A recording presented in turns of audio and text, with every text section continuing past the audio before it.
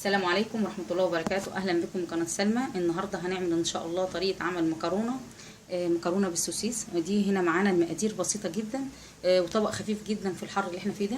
معانا دلوقتي هنا مكرونة دي أنا سلقتها.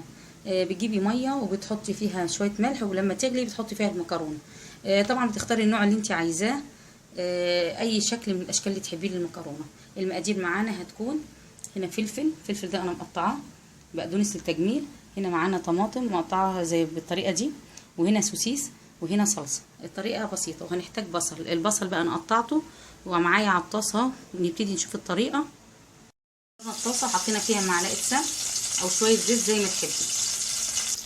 ادي البصله اللي عندنا قطعناها بالشكل ده كده، وضفناها على السمن او الزيت زي ما تحبي، وقطعنا عليها فلفل غير الفلفل اللي انا مقطعاه كمان. نبتدي نقلبها شويه لغايه ما يدبل معانا. دبلت معانا هنبتدي نضيف الطماطم مكعبات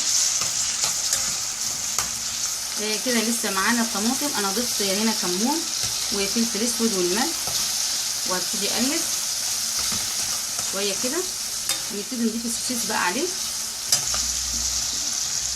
اخر حاجه السوسيس، عشان ما بياخدش وقت كده في السوا على طول، عشان ما يتهريش منك.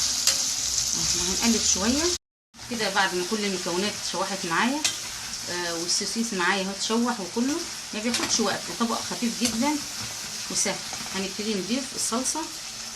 طبعا مقدار المكرونه زي ما بتحبي، ومقدار المكونات حسب الكميه وافراد الاسره ما بتعملي بالشكل ده. سيبها دوت تتسبك شويه، وابتدي اضيف عليهم المكرونه مسلوقه بتاعتي.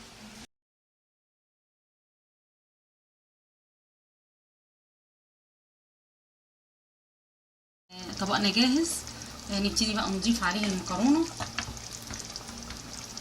طبعا المكرونه الشكل اللي تحبيه ممكن تعمل بيه الطبق بتاعنا.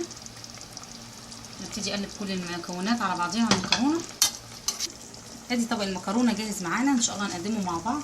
انا قلبت كل المكونات بالشكل ده كده. نبتدي بقى نقدمه في طبق التقديم. طبق معانا جاهز اهو.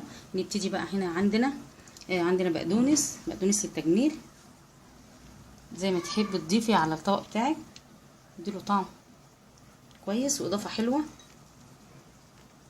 الطبق الخفيف بتاعنا مكرونه بالسوسيس يعجبكم وتكون الطريقه سهله. بشكركم جدا، والى اللقاء مع وصفه جديده من وصفات سلمى، والسلام عليكم ورحمه الله وبركاته.